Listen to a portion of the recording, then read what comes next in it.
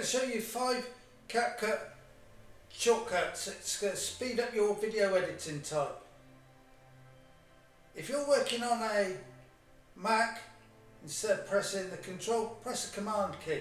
But apart from that, this video is easy to follow, quick, and in less than 2 minutes you can learn how to use 5 shortcuts to speed up your video editing time. Go to the playlist at the end to watch more videos on how to speed up your editing skills.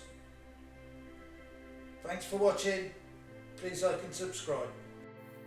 This shortcut you will use a lot.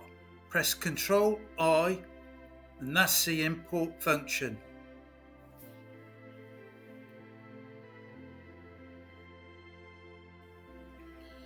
If you press Ctrl and N on your keyboard, it will start a new project.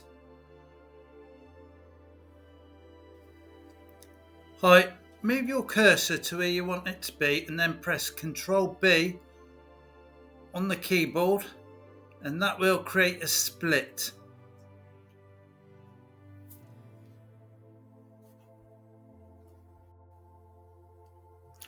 Use the up and down arrows to go to the split points in the video.